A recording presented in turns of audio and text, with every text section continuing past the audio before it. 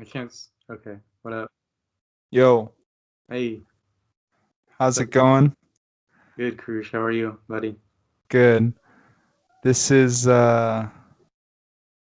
tip Tip. July 12th, 2019, Ah. 1844. Oh. I'm with Sean Reilly. What's up, Kourosh? Yo, Khoylou. what? How you doing, Sean? I'm good. It's Friday. We're It's out here Friday. recording. It's nice. It is nice. Long week. We were just saying, but whatever. We're here. We're here. It's over. Weekend's here.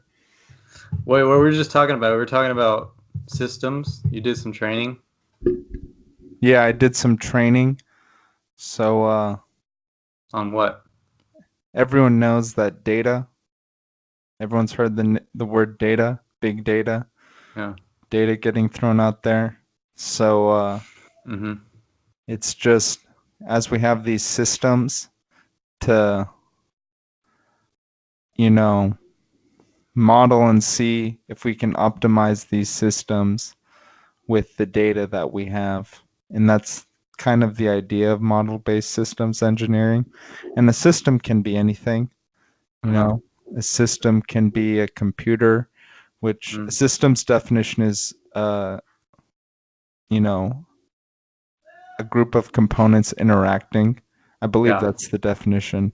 So it could be a computer, like has a motherboard and a hard drive and a RAM and a screen and all that Yeah. all together and makes a computer. Or it could be like an example, a room, like Yeah. a room with people in it. Like Steve Jobs believed he optimized that system within his company.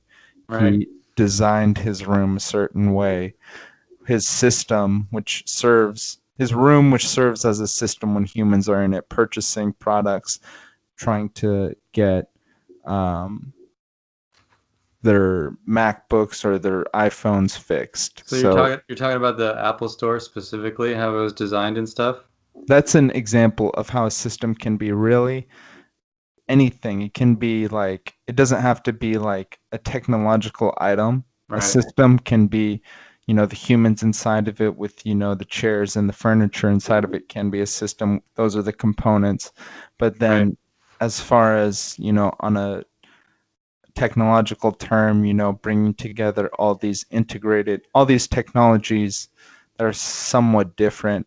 Yeah. And people, some people believe that it's really the time of integ- integration and bringing all this, like, we have so much specialization in there that we all need to bring it all together and form, more of a collaborated picture.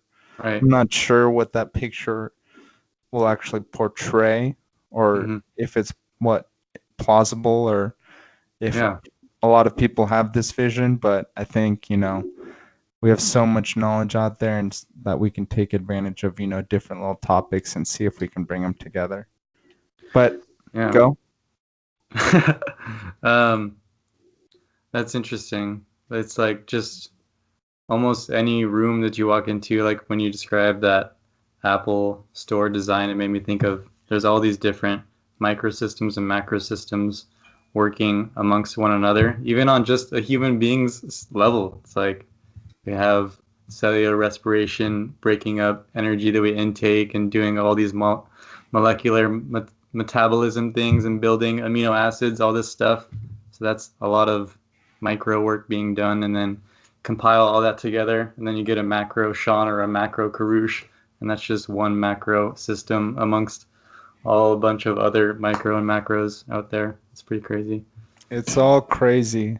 It's I have so I keep a have you it's really crazy actually. And what you just said is exactly how I came to think of it. Like, it's just, yeah, Yeah. we do have all these systems and you can go, very, very complex into it, or you can get to a to more top level view, and it's Mm. really up to kind of, what's your solution? What's your prompt?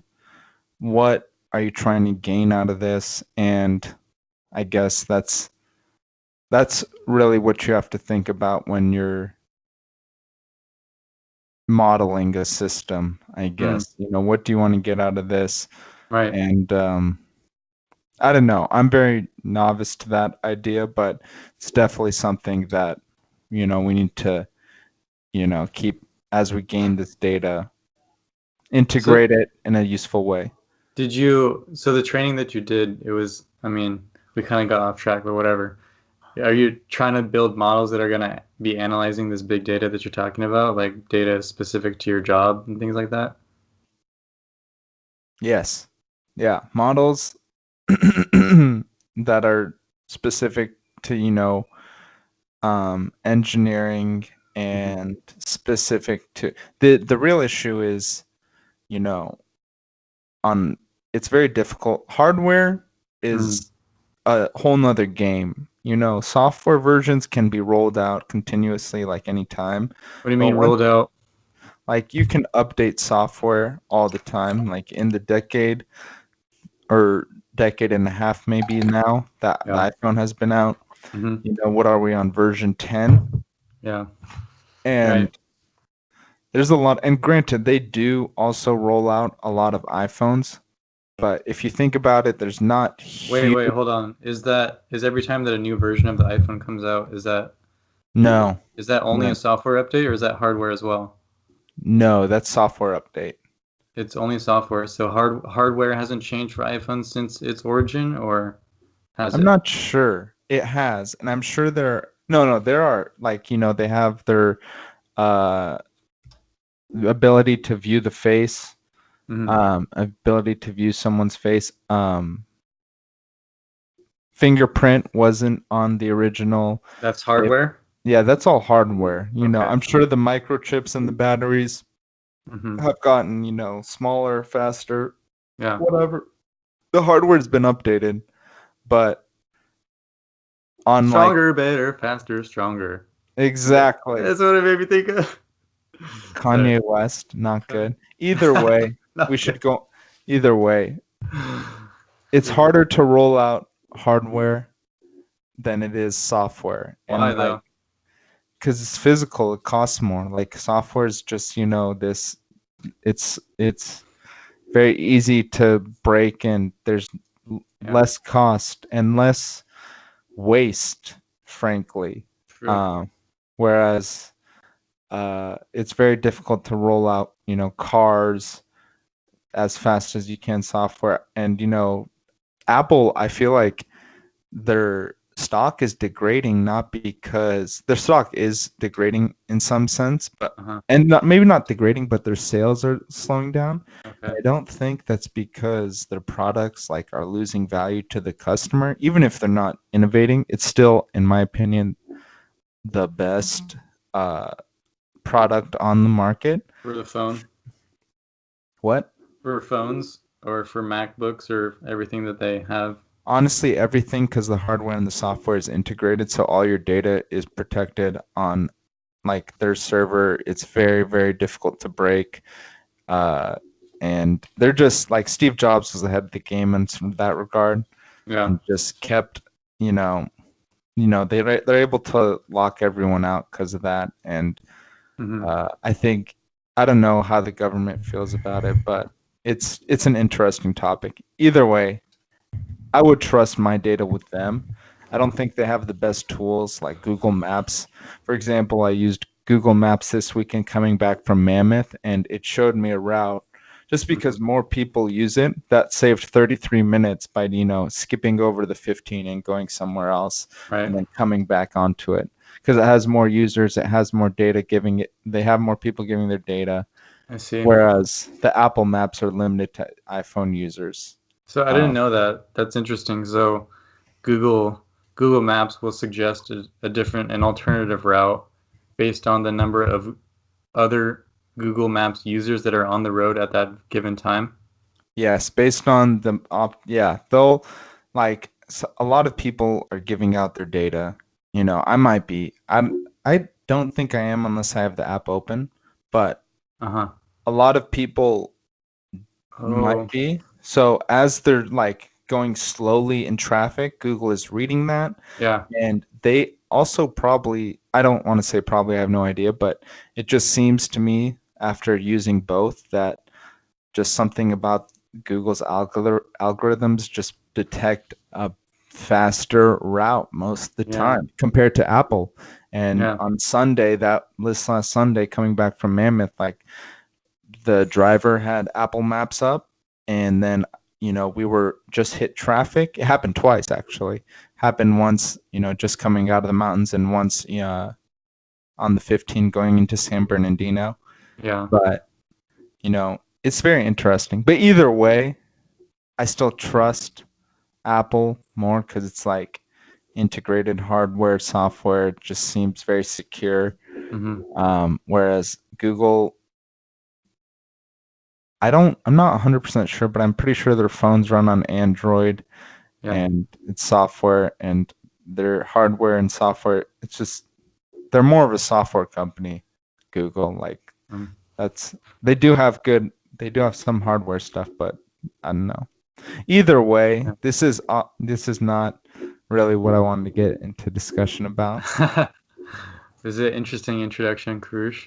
Yeah, I'm clueless on a lot of it. Yeah. It's Most of very, us are. yeah, most of us are. It's incredibly complex.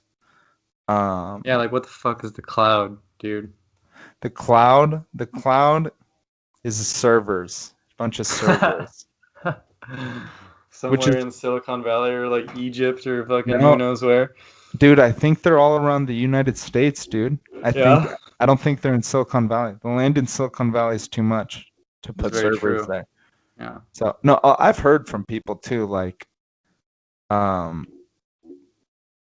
it's just around the states, very secure, very like artillery grade secure, as well as Wow. like software grade secure. Like, I mean, there's a lot of shit in there, dude. I mean, Dude, there's like, so much precious material and cargo and information and nudes and everything in the cloud that people don't want to let seep out. You know? dude, it's so precious to everyone Yeah. and so fragile. It's so fragile. Imagine some like malware goes through. I don't even know, but imagine some malware goes through and just like corrupts all of that data. It's just like, whoa, all of it's gone. All of it's gone. I'm sure people are printing out a lot of stuff and making sure there are printed copies, especially, I mean, I What do you hope mean? What? They're printed copies of what? anything that's of extreme value. Okay, so are you saying when they print something, there's some encrypted message that is susceptible to being hacked as they print it and that someone could look at? No, no, no, no, no. I'm Oh. saying like we need actual hard copy backups in case all of software goes to shit. Mm. So, like storing everything, Aren't the but servers the backup? even if those get corrupted in some way. No, no, no. I They're mean, not. I'm saying that's, yes, they are a backup, Hmm. but we need a backup, I think, on the hard surface level. Like we need to have for very, very important, pieces of information, Yeah. um, things that we hold valuable, probably information, maybe pictures that we hold valuable. There should be a lot of uh, just printed and stored somewhere in case everything goes to crap. Yeah. Then we have what we find very, very precious there. Also, I've gotten the habit of deleting a lot of things, like Okay. just because there's some things where it's like, do I really want that on there? And not only do I Yeah. want that, but it's just, uh, I don't know. What do you think? Um, it was a really, I mean, it's an interesting idea when you said something along the lines of like malware or malware being able to get into something like the cloud and corrupt it and extract information that's precious to either us or our society or our nation or the world, right? it's still a very abstract concept, I think, only because we can easily imagine a bank robbery, like an analogy of a bank robbery, right? Like a burglar goes in, the burglar representing the malware, and he has a gun and he says, "Give me all your money." He takes the tangible money out. But then when you try to map that onto something like malware in the cloud, there's some kind of disconnect there. So it's hard to like conceptualize what that would mean and what that would ultimately look like. I'm sure there's smart people out there that could describe it or know what that would look like. It's common knowledge now that we should be scared of something like that. At least if you have a computer and store things online, you know that there are sometimes hacks. You see them on the news and things like that, but it's still somewhat abstract, you know? It's very abstract until it's happened to you. Have you ever woken up with all the money in your bank account gone? No, no, I Oh, haven't, that's thankfully. yeah, it's terrible. It's not the greatest feeling. That Did really that happen to you, Cruz? Did you it talk did to the happen to wrong me, wrong Somali pirate or something? They stole your dude. bank account? I am unfortunately, dude, honestly, definitely maybe. It was in during the time when I was traveling a lot to Africa. Really? Yeah, so I think it, $0 in your bank account? dude, it was, yeah, it was more than you want. It was just, I mean, any amount. If you have no Yeah. money, if you have a little money, if you have a lot of money, doesn't matter. If it goes from all that to zero, immediately you're just like, oh my god, and you just wake up to that. I woke up to that, and I was so distraught and so stressed out. Oh no. It was like the day. I think it was New Year's Eve of Really? 2017. I'm pretty positive that was the day Happy New Year, Cruz. at Thaddeus Odom's house. No, I thought you Yes. were in Africa. No, but I'd been going to Africa before that. So Oh, like okay, okay. so Yeah, yes. that's interesting. That's crazy. Yeah, I don't Hold like on. that feeling. No. Mm. Um so So, what are you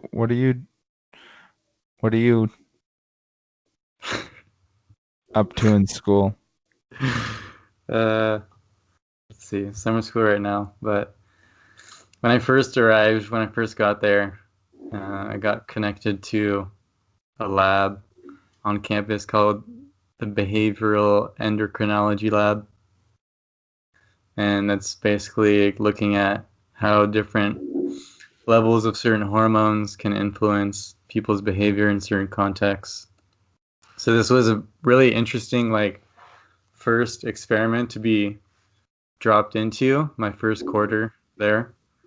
I was taking men's saliva samples, like pre and post, exposing them to different female body odors to see the change in levels of testosterone and cortisol. What we were most interested in.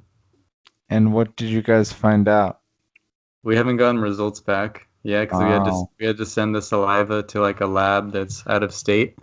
I guess they take a while to decipher the concentrations of certain hormones, you know. But it's it was like a really funny and interesting, and I would tell my parents or just my friends like you about the research itself, and they kind of laugh. Like my dad was saying, "Oh yeah, we told the neighbors what you're doing," and they're like, "Oh, he's getting spit in a bottle." Like, "Oh, okay, sure, okay, go, Sean, I guess." But it's I think what's more interesting about it than like the actual procedures of the experiment is kind of the theory behind this even becoming an experiment. It was like my advisor is interested in whether or not men are able to detect women during their fertile window, like while they're ovulating. And there's competing theories to that. What do you think? Um, I've read research on both sides, so it's hard to say. Just like with most things that are being researched right now. There's two sides to the story. Some things are more clear cut than others, like evolution and gravity are still technically theories, but any person with some common sense would probably not try to disprove either gravity or evolution. But anyways, um, the two theories, I think they kind of compete well with one another. So like if men were able to detect women in their fertile window, um, we're trying to determine whether or not they can do that via smelling things, right? And we had samples of like females panty liner tissue with, I guess I should describe it in a little bit more depth. Like we had these females and followed them for 4 weeks, and they would put these little cotton swabs either like in their armpit region or in their panty liner region, and we did it over 4 weeks to track different stages of their menstrual cycle, right? And so we can randomly assign different scents of that cycle to different male participants, and we would expect that if man can detect the fertile window of females, aka when you can impregnate them, that their cortisol and testosterone levels should rise, right? And there's been like studies saying that this is the case, studies saying that it's not the case. The competing theory is that like females over evolutionary history were able to conceal their ovulation in order to secure more long-term stable relationships with males. So there's those two theories. I don't have a strong opinion on either side, but I think it's really interesting. I think it's super cool to look into, at least, you know? Absolutely. And what age is that woman? What's her lifestyle like? Is she single and like 23, or is she Yeah. like 32 with 2 kids and happily married? I mean, maybe the 32-year-old's trying to conceal her ovulation periods, whereas the 23-year-old who's single is like, no, I do not, So I do take those factors into those data points, like age and marital status and child count. We didn't look at any of those variables, but I think that's a super good point that unfortunately, given the pool, like given the sample pool on university campus, you're not going to get very many, because we don't, I guess we don't have to. We can advertise people, we can try to recruit people into our study, the females, for example, into our study off campus, but we didn't do that. Professors? What's that? Good professors in there? Yeah, maybe some professors with a couple. I mean, that would be, but that That would be, is super interesting, though. you know, Because, I mean, the average college student, right? The average female college student, like from 18 to 24, generally is single, generally is looking for potential mates. I mean, that's not how we think about it usually, but at an unconscious level, perhaps. And the hormones that they elicit and maybe the sense that they give off are drastically different from someone like you're saying, like a professor who has children and things like that. That's a good question to ask too, like the age difference in hormones elicited. yeah. There's a lot of factors to it, definitely. Yeah. But it's very, intriguing, the ideas of hormonal balance and how that plays a role in like kind of everything in your thinking, and like you really need to keep your hormonal balance in check, or maybe you don't need to, but in my opinion, I think it's optimal. Right. Maybe a little bit more clear-minded, but like that, this really has nothing to do with your study. Didn't you like read a book recently about testosterone specifically? You were telling me that you read, was it an audiobook or a book? It was a book, Behave. I listened to it Oh, on an audiobook and it was really, really dry on the audiobook. And then I actually got a Kindle version and it was yeah. much more intriguing when you just have it in front of your face, the studies, Yes. and you just can reference the study or just these little notes. Mm-hmm. But I need Mm-hmm. to go back into it. But pretty much one thing that I found specifically on testosterone is that with men, if they have if they, based on these studies that was in this book, Behave, Yeah. if men have high levels of testosterone, they they don't have that bullheaded attitude. Or based on the study, I'm not saying this is the truth. This is a generalization, but Right. it's an interesting concept that men that had higher levels of testosterone Yeah. didn't necessarily have those bullheaded types of attitude where they were Right. just like, give me whatever I want Right.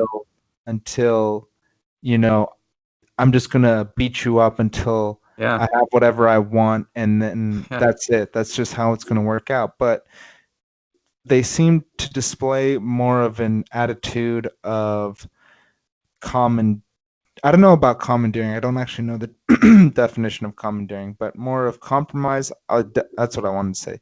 More the ability and the willingness to compromise more with other people. Like agreeable, right? Agreeable, a lot more level-headed, a lot more Mm-hmm. able to control their emotions, Right. and able just a little bit more clear-headed. Yeah. Whereas men with low levels of testosterone actually didn't display any. I believe this is what the study said in the book Behave. Yeah. So I'm just referencing a book that's referencing a study. So Right. just everyone keep that in mind. Third level. Third level, Yeah. but what is history? Oh, So Karush, you can't just say that. yeah, I know I can't just say that, but we're doing a podcast. It's like 25 and 26-year-olds. It's fine. Okay. Fuck it. Well, no, but we're okay. We're talking about important stuff. That's so Either way. interesting, though. Hold on, let me finish. Let me Yeah, finish. I yeah. didn't Go say. ahead. I didn't Go say ahead. finish what I was going to say because this point Yeah. is very, very interesting. Men Yeah. with low testosterone Yep. tended seem to gravitate towards tendencies of um, showing very little and bullheaded types of attitudes to their subordinates, and Oh God. not so much to their peers, Yeah. of same stature. Okay. I don't know about that, but definitely not to their Right. superiors, but to their subordinates tended to show levels of bullheadedness, and just that more high testosterone type of attitude that we feel, um, that we seem to have generalized. But that was interesting, and I definitely recommend that book, Behave, by Robert Sapolsky. Sapolsky. Yes. I have the audiobook and exactly what you said. It's tough to listen to. You have Do to you have a sit you Kindle? have to sit with that stuff. You have to sit with that, like how dense that stuff is. Do you have a Kindle? No, you keep telling me to get one. I have the Kindle app on my phone and like on my computer. I have it on my computer. I have the Kindle app on my computer.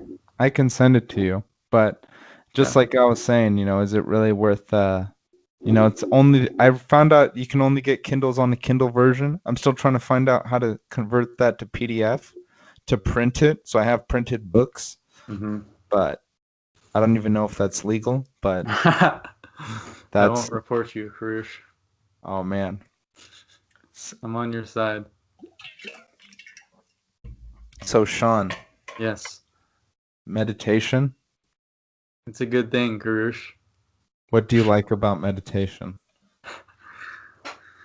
Um, a lot of things. A lot of things. I think it changes like as your practice develops and evolves too. But general things that I like about it are kind of uh, sense of calmness afterwards. A more like more intimate knowing of yourself, more accepting knowing of yourself too.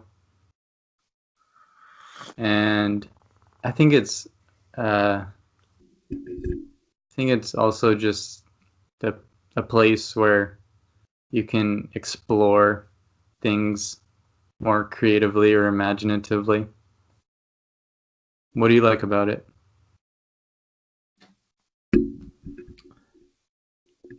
Like you said, the acceptance of yourself Yeah. um, is huge because for me personally, Mm-hmm. something that I've improved on with my practice is the ability to, you know,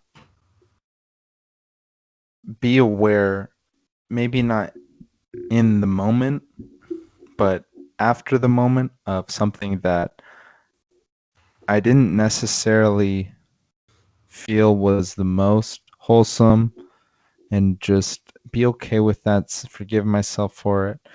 And sometimes I hear someone beat themselves up for like talking or, just beat themselves up for anything and they'll say it out loud. Yeah. And I used to do that a lot in my head, maybe out loud too, but I've come to the realization that ill speech on myself, Mm.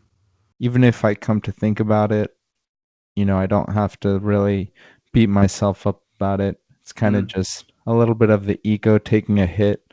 Yeah. And if you can just say, separate yourself from that and just be like, okay, I'm all right. I make mistakes. Yeah. We're human, we're human. We make mistakes all the time. And we just have to learn from that, be okay with that, Yeah. and, you know, treat other people with respect and all, just, you know, Yeah. respect. I think even before, like, so we've been talking about acceptance, but even to to get to that point, I think you have to expand your sense of awareness. So like if me and you started meditating however many years ago and our awareness was like this long, I think building your foundation out of just general awareness has to happen first, and then you can go in and attack different things like within that awareness and like mm, maybe kind of like going in the way that you're approaching these different components of whatever your awareness is. That's where like acceptance can kind of shroud that like picking out of whatever you want to focus on during a practice. Like acceptance is kind of like the aura that you go into the practice with, you know? Absolutely. I Does that make mean, sense? that makes perfect sense. You can't, it's very difficult to analyze your thoughts, um, your ego when you've never sat down with it. Yeah. And, like Yeah. never, yeah, just you've never sat down with it. You've never just, taken it in for 30 to 45 minutes Yeah. straight. And you're just like, Watching it do its thing, you just know? watching it do its thing, and it might Yeah. drive you wild, but you're Yeah. just like, "Whoa, I have like very little control over this." Right. But That's if scary for a lot of people. it is scary at first, but then you realize I think eventually you just realize like it's reality. Like, I mean, yeah, it can be scary. Some of my scariest moments have actually been some of the toughest moments in my life have been in Really. meditation, but Really. really not. I mean, I haven't been through as intense struggle as most people, which is very, very, I'm very lucky or whatever for Right. that. But Right. um, I do feel like if you're able to put yourself through that repetitively, Yeah. continue your practice, um, it will make your mind more strong-willed to do more or less whatever you want, whether that be hit the books, hit the Mm. gym, Hmm. um, be Both. both, be more, I don't know, be more present in the moment when you're speaking to people as well. Yeah. You're you come to appreciate people. I think, especially with technology now, we need to appreciate little moments. I mean, for me personally, I appreciate like little moments, just like Yeah. with people, seeing them in like a coffee shop, or repetitively seeing the same people at my gym. I graduated from school. I'm not in school, so Yeah. I mean, I see the same people at work all the time, but that's a very high stress situation, and I've come to realize that it's difficult to, you know, it isn't. I work with a lot of great people, and I Yeah. enjoy the people I work with, but it's not the same as like going to a gym. There's a lot of requirements to having a career, and those requirements bring on, it's a different dynamic than say Well, you're than your what has mindfulness done in the workplace for you or going to the gym for you? What is mindfulness actually equipping you with to do better in those places? at the workplace. I'm Mm-hmm. able One thing, I don't know if I'm great at this, but at times I can have a bit of a hot head, Mm. and having that, even like forgiving myself for that, has helped me just like cool it. But um one thing, just I don't know if this is necessarily mindfulness, but just separating myself from that and just saying, you know what, you're judging this this setting, whatever this setting may be, Yeah. and you're not really, this isn't the best setting, but getting hot-headed isn't going to get you anywhere. That is from learning. That's from experience. That's a whole nother aspect. Do you But think you being would have been able to learn that or come to that realization without like a steady meditation practice though? Yes, but I think actually doing it, implementing that in real time is a huge difference than realizing it. I think realizing that um, maybe you're a little bit, maybe realizing, if you look at the 12 steps, the first one is like, you know, what do you call Accepting it? that there's a problem, right? Accepting that there's a problem. And Yeah. personally, I think step one is pretty easy. Right. I think step two is really the big issue. So as far as being able to recognize that, Yeah. maybe a little bit faster, but at the same time, I think I recognized that before I had mindfulness, just through Right. fraternity. Because in my fraternity, the dynamic is very similar when you're undergoing projects as a company. Like there's a president, there's a vice president, public relations, there's a social chair. We're also trying to educate people. We're all trying to get together. It's like there's a lot of aspects to it that are very similar to a company. Mm-hmm. So in the fraternity, I realized that, you know, that's is where I can improve, and I feel like I did improve. And in my first job, I Yeah. feel like I did improve. Um, and here it's just like in real time, you're able to separate yourself from those aspects. And that's what's really difficult. And that's where I think meditation really helps. Because if you're able to sit down for 30 minutes, take in at like minute 12 the fact like you're going nuts at minute 12. You're just like, Yeah. I need to stand up right now. But you're just able to go like, boom, all right, cool. Maybe not stand up. Maybe you do stand up the first time, but then after a while, you're just like, all right, cool it. And then the next time minute 12 comes, you just go through it. And then by minute like 15, you're good. You're just like, all Right. right, You like drop into this zone yes, you where drop. like Yeah, I, go. I think leading up to those 12 minutes, like what you're talking about, like the urge to stand up, that's just the mind demanding to do what it's so used to do. Like neurons firing in your brain, like, Sean, you've been rested for too long. Why don't you just stand up now? I'm like, what the heck are you doing? You're sitting here like a freak on your meditation cushion, why are you doing this, you know? But then you have to counteract that, and it's so weird that you say that because like it's for me too. It's like at that 15 or 20 minute mark where it just starts to settle down, and the thoughts become they like flavor of them changes too. Not only I wouldn't say that I mean they never are completely gone, right? But they start to calm down to a point where they're not as frequently coming into or creeping into your awareness, and the flavor of them changes too, which is the interesting part, you know? The flavor is a great word to use to describe them. The, Strawberry, banana, strawberry kiwi, they should put that thoughts, as a 10% happier meditation. The flavor of flavor of thoughts. thoughts. Yeah. Yeah, that's a great title. Come on, Joseph Goldstein, let's bust it out, man. Joseph Goldstein. That's a great app, 10% happier. I really like that. I don't think any other meditation app. So good. Yeah, it's so good. You got it for me for my birthday, a whole year subscription. You remember that? I do remember that. That was an awesome, awesome gift. The gift that never stops giving. Is that what they say? I Yeah, don't know. I'm It's an glad. awesome gift. Yeah, I knew you would appreciate it.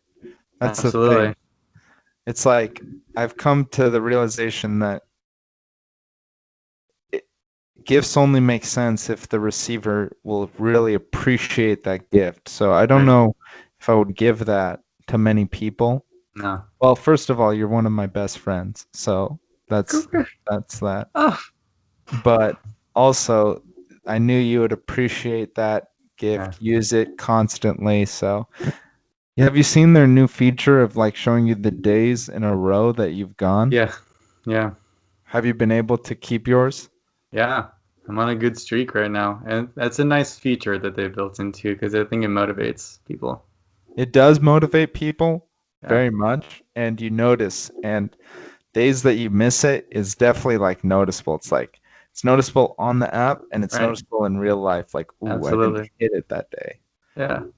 And you break your streak too. Like Break your streak. people have Snapchat streaks. I have mindfulness streaks. Mindfulness streaks. Oh man, that's a great app. It's a great example of how, Snapchat. I mean, Snapchat can be good. I'm not going to talk Yeah. crap on I know Snapchat, that but sounded like super I don't know, I sounded super mean no, there, but but whatever. a lot of people, it's like we can lose ourselves in these apps and Yeah. um people use Snapchat to communicate. What are we using? We're using an app to communicate in some fashion. I really like this form Yeah. of communication though because like Nice. yeah, it's enjoyable.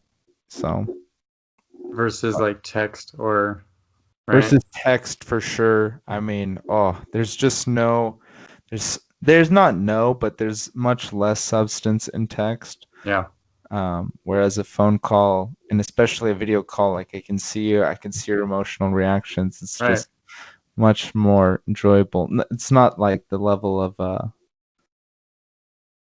in like face to face, but even Right. like I'm sure you're very busy, but taking the time, I really enjoy these podcasts if for no reason, but just taking the time to be able to speak to someone I enjoy speaking to Mm-hmm. for an hour or Yeah. so. Yeah.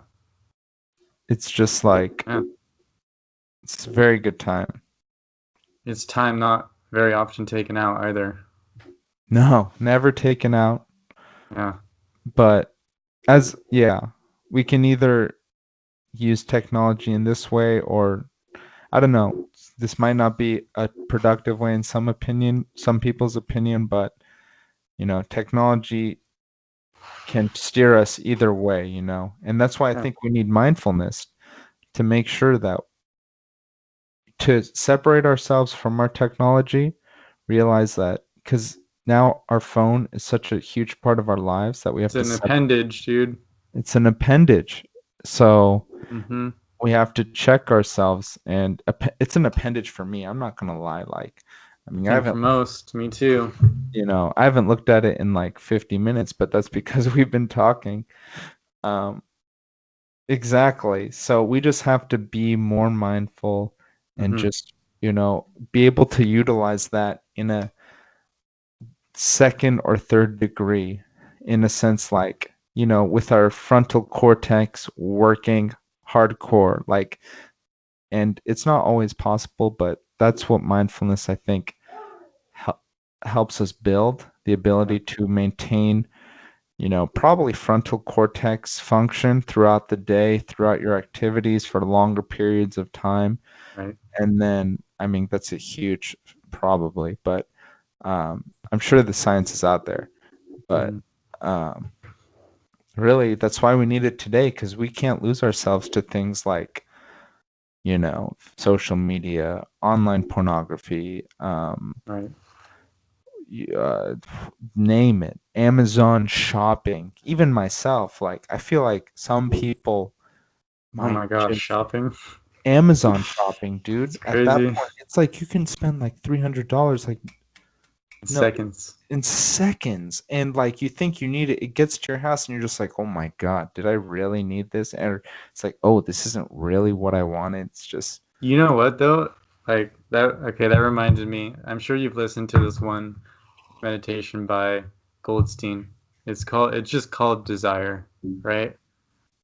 And he talks about desire and how it's just a really heavily conditioned tendency of our minds to desire things, to want things. And I can't remember exactly what I was thinking about during the meditation, but let's say let's say it was checking my phone. I have this desire to check my phone. So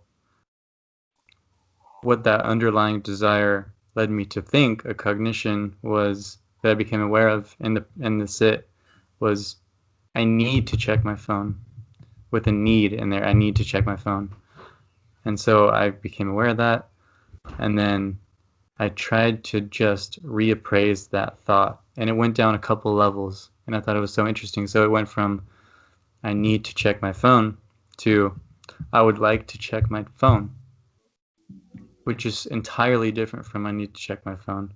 And then I went from I would like to check my phone to there is a phone, you know?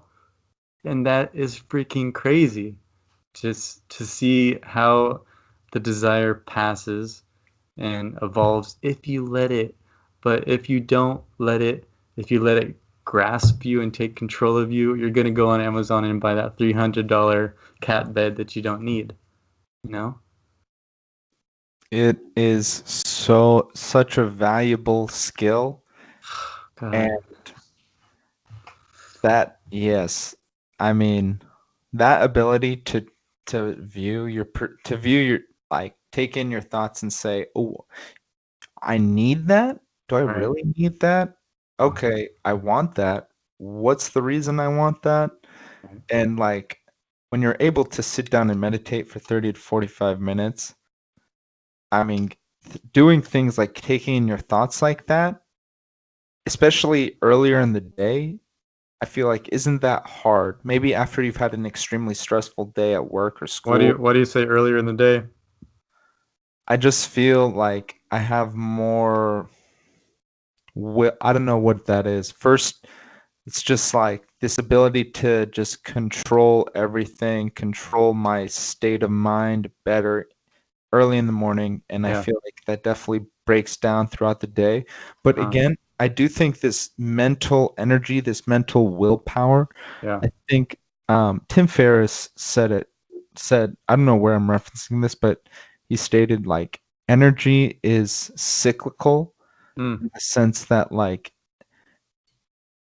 you have a lot, and then you deplete it, right. and then you go to sleep, and then it replenishes, and then that happens all the Right. time. So it's Right. cyclical.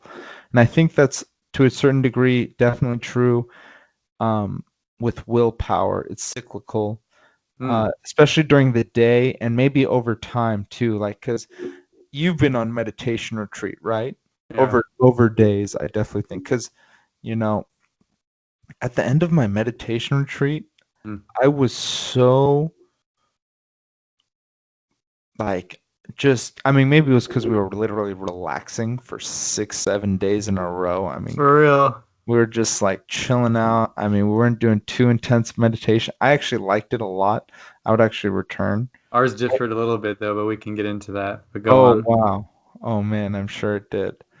We need to get into yours. But um, what were we talking about?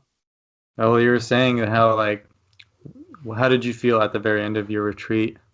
Oh, I just feel like because we're doing a lot of relaxing, a lot of accumulation of meditation, not I wasn't working at all, and this Right. was very close to my work. Like it wasn't like I went on this cross-world vacation to Europe and Yeah. like came back and crossed time zones and traveled to 4 different cities. I just, went to Escondido from San Diego, slept, camped for 6 days, Hmm. came back, and I felt ready to go. I felt Right. so in the moment, so ready to go, so just like cognitively able. Yeah. And I think that's an accumulation of like, first of all, taking rest. Like as Tim Ferriss said, it's cyclical. So like, if you're able to rest for a couple days, then you're gonna have a little bit more willpower and energy on the day you need to get back. You get back at it. And if you've been hitting it really hard, whatever that be, the books, the gym, Yeah. uh, whatever Yeah. that be. Um, you're gonna, on day 4 or 5, you're gonna be a little bit burnt out when you wake up. Yeah. That's why we have like, all religions have like a day of Sabbath. Maybe not all religions, but the three huge religions have a day of Sabbath, Right. where it's just like It's built in. it's built in because it's just like this is we all know like there's going to be a day where you need to take it this whole day off in order to go, but Right. it's definitely true about willpower. So I think You you think know meditation kind of does that or facilitates that? So if you're if so according to that cyclical theory of energy, right? It's like your energy and willpower will peak in the morning times. And then is it that you like to meditate in the mornings because you can have that space where you're thinking about like how should I allocate this willpower and energy throughout my day? Oh, I'm going to do it like this, I'm going to do it like that. Is that your experience, or is it you feel that you need that energy and willpower to actually do a nice sit meditation in the morning? Do you see the difference? I understand the difference. Mm-hmm. I don't I think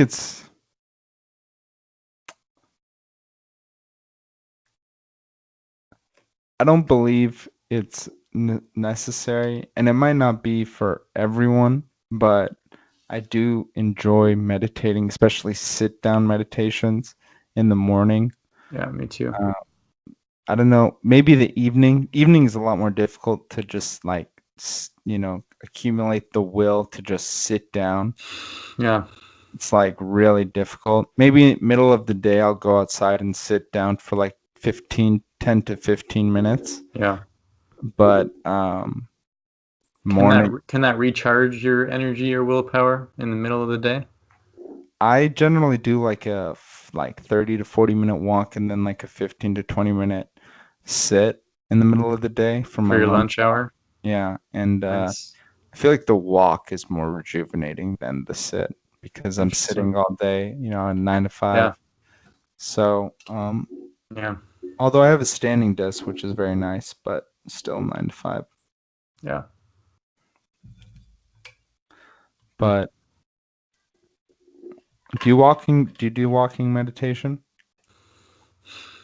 You know, going to the retreat was like the first time that I was introduced to it. I think that we may have gone on a hike previous to that, and you had put on like the walking meditation on 10% Happier app.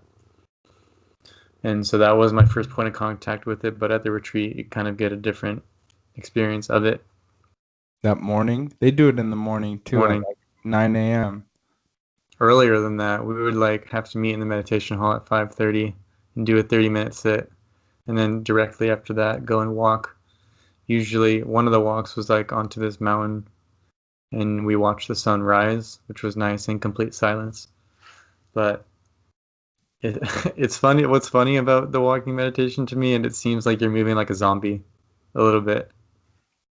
You know what I'm saying? Like you slow it down, it slows down significantly. It slows down so much. And I don't know exactly why. I think the attempt to be aware and pay attention to all of the movements that need to happen in order to take a step and consecutive steps, somehow pinpointing your awareness on that slows down the process of walking, which is interesting. But I can't help but feel like, and I see other people around me doing it, I'm like, we look like zombies right now. You know? I completely know, It's and funny. it's funny. I think it's easier to be mindful if you're walking very slowly, Yeah. and I think if you're walking fast, you just like being able to take the step and like feel.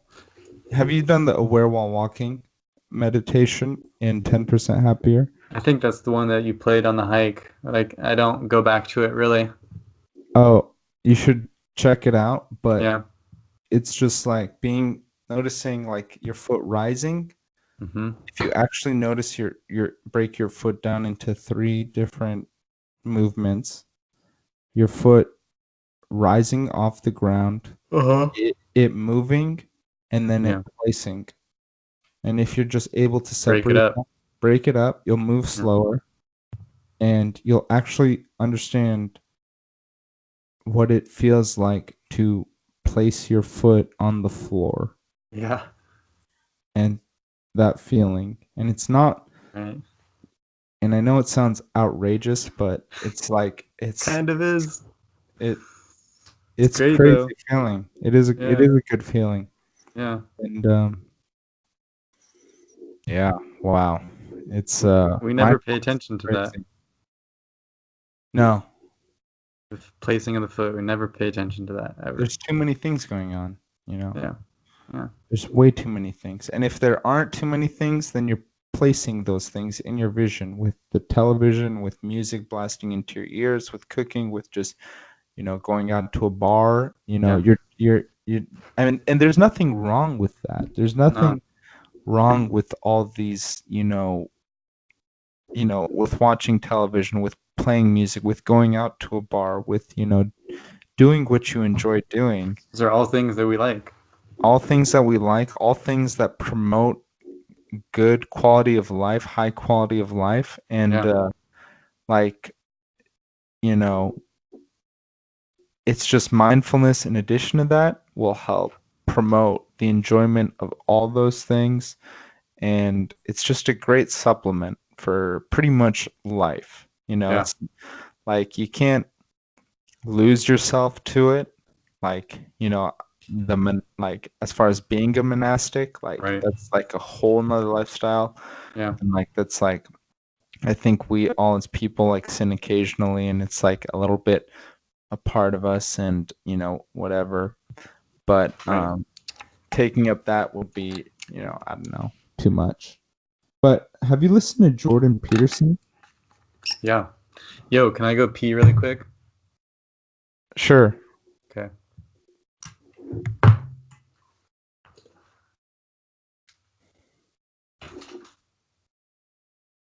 Really?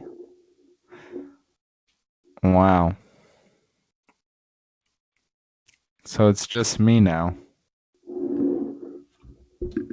I don't even know what to say anymore. I'm not great at speaking to others about myself because I don't know. Only child wasn't really a requirement to get the word in. But I do enjoy this podcast.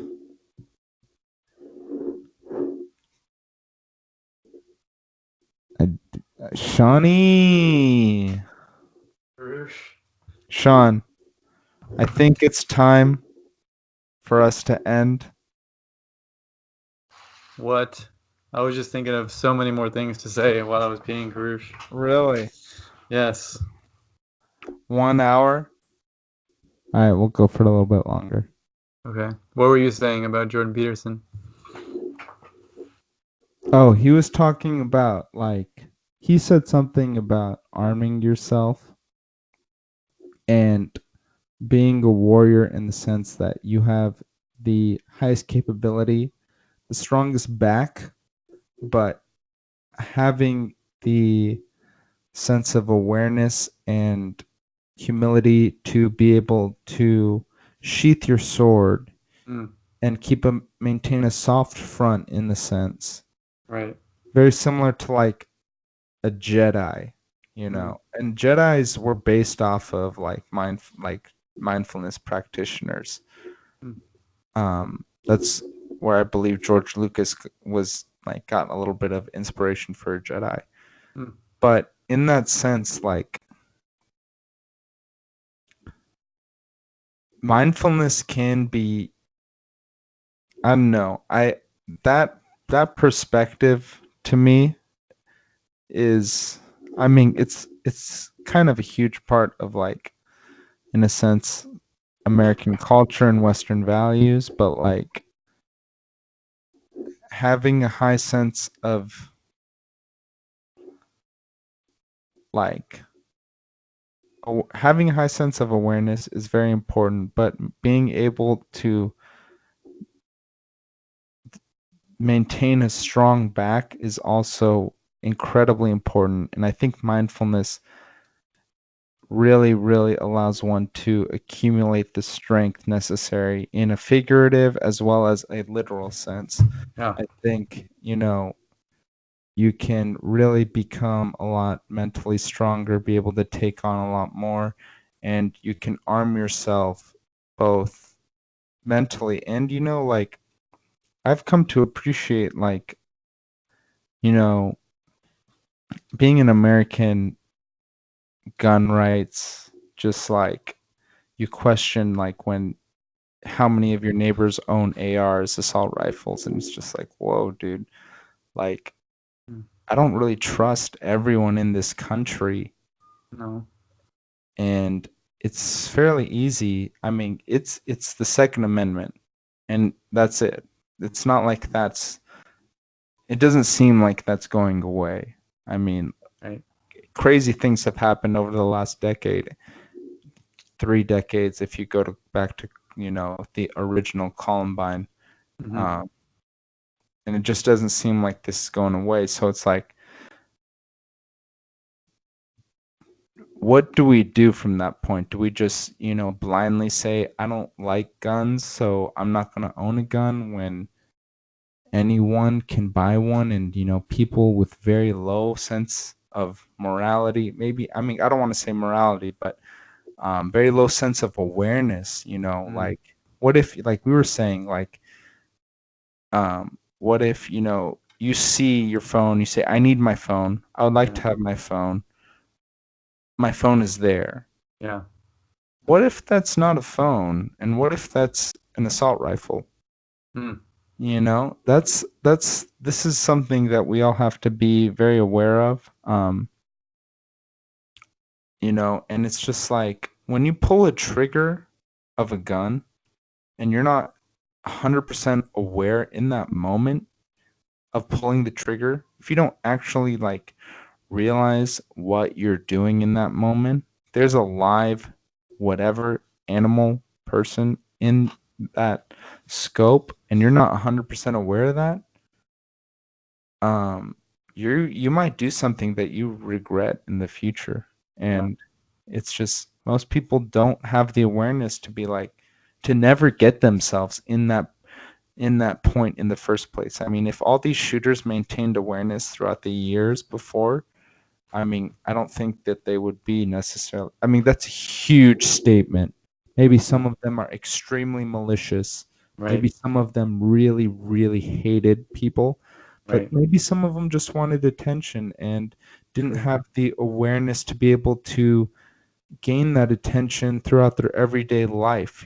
Just say, communicate with people, see someone in the hallway and say, hey, Yeah. Maybe they were too caught up in something. Maybe they were malicious and just wanted to murder people. I don't know. We can't ever know.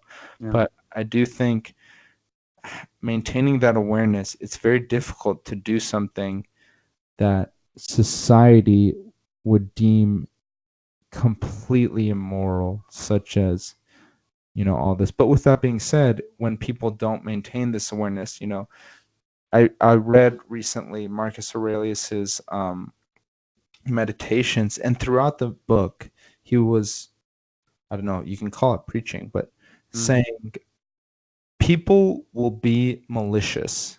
Yeah. There will be malicious people in this world. Yeah. And to expect that to not be the case is foolish and just outright, waste of energy, waste of time, waste of thought. Right.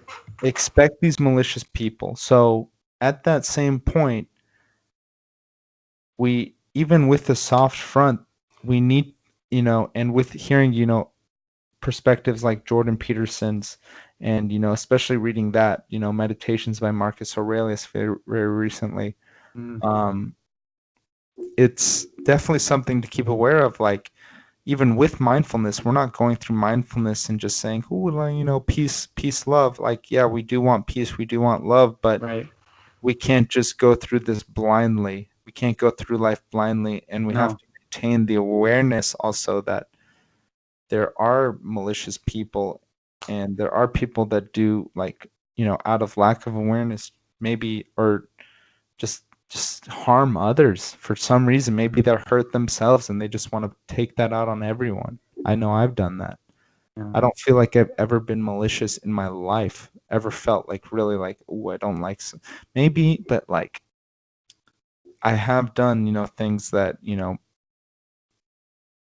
nothing crazy like that, but in a sense like that weren't just promoting,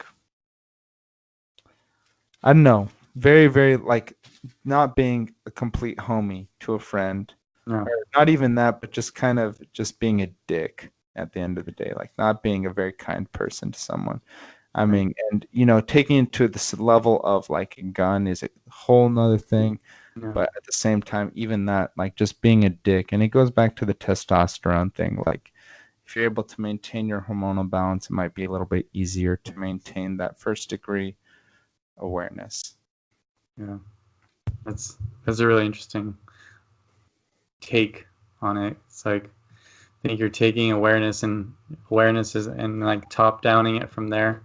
And there's plenty of examples that fall underneath that first tier of awareness because that is the first tier of anything that we experience. It's happening within like awareness itself. So I think that's an appropriate um, way to think about awareness. So it's all happening within that space of awareness and trickling down from there. But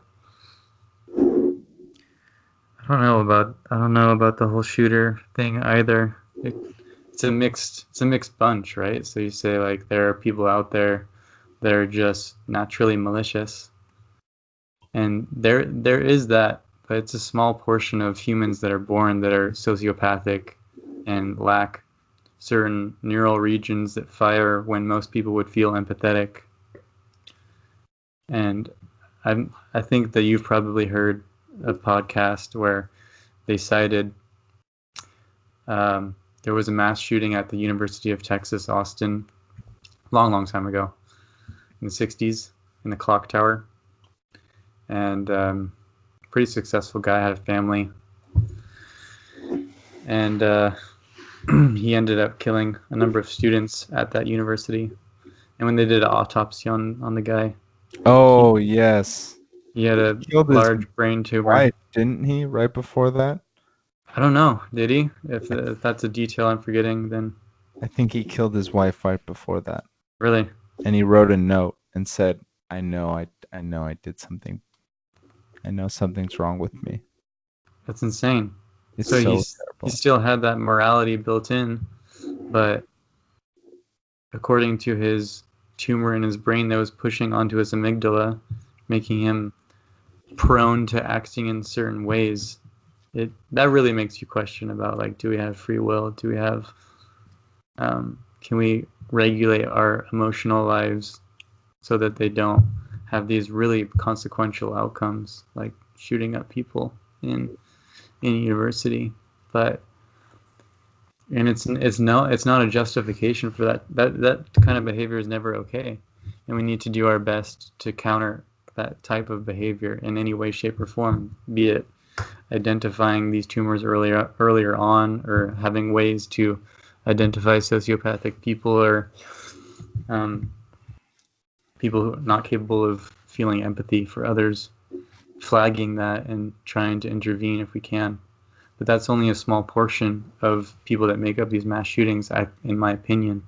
The other portion has got to be like what you were saying, people who are like emotionally bankrupt and just are longing for some type of connection out there in the world, and they're not getting it over and over and over again, and that builds up, and they're not, maybe they're probably not meditators either. I don't know if that's I don't think that would cure all of their ailments, but if we somehow mandated mindfulness practice for all children in the United States, I'm really curious to see what would happen to our society in 20 years from now.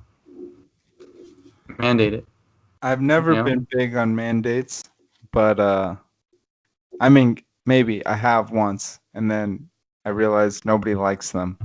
They don't like them. They don't like being told what to do. No, I I hate don't it. like being. Oh man, I hate it.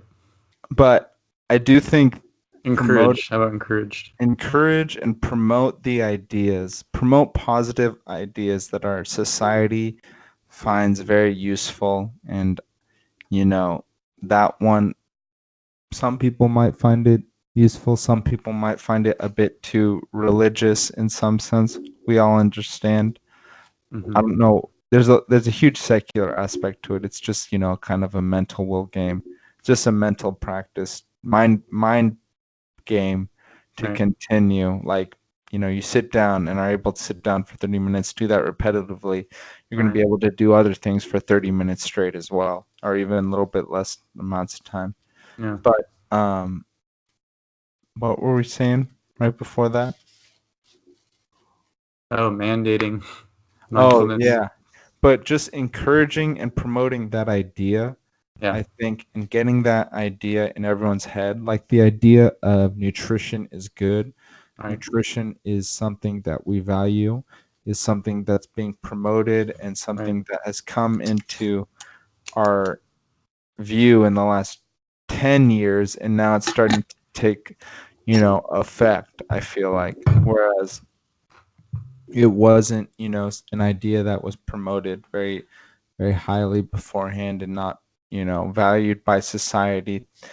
Things that are advertised, frankly, things that are advertised become popular. So it's important to maintain, you know, advertisements of ideas that, we somewhat find valuable and, Mm. productive and not destructive, you know. Right. Like one idea that I feel like that is not promoted within society that should be is the idea that online pornography for young men might be destructive to their social lives in some sense. Right. Um, Maybe it's innocent to some degree, but if we promote the idea that like you might have, there's science out there, and we would need to. I don't actually like. I only say this from firsthand experience and experience with other people that I've spoken to. Yeah. A, an adolescence for a male, particularly, Mhm. that has pornography might not be the most optimal. And if you're looking for Right. a functioning, healthy social life with both your sex and the other sex, Yeah. um, it might be better to abstain. Maybe not completely, maybe not just like outright 100%, Right. but to have the idea that this isn't really that great for me. Maybe it's here. Um, People are going to watch it. and it's always going to be there. But maybe instead of watching porn all the time, Yeah. I could just speak to and flirt with a girl, you Right. know, and just whatever. They don't teach Just those skills on pornography websites. no, they don't teach those skills on pornography websites, and they really make you view sex and sexuality and the other sex and your own sex in just It's brutal. brutal ways, kind of. I mean, it is brutal. I mean, some of the craziest. Yeah, it is brutal, and it's not reality. Is the big issue that I Yeah. think the adolescent boys lose themselves in, and Right. like if that was how reality was, then sure. But like, frankly, once you know get off that browser, that's not how relationships work. That's completely just both of those, how many ever individuals are on there got paid to, Right. make that scene. And if you continually watch that crap, Yeah. it's gonna, do something to your brain. Yeah. I completely agree. It's an addiction. It is. Sean, I think it's time. All right. This was a great conversation. Do you have anything you'd like to say? Thanks for allowing me to speak openly to you, Sir Karush, and I'd like to do it again. I would love to do it again. Thank you, Great. Sean. No problem. See you soon. Later, my friend. Later.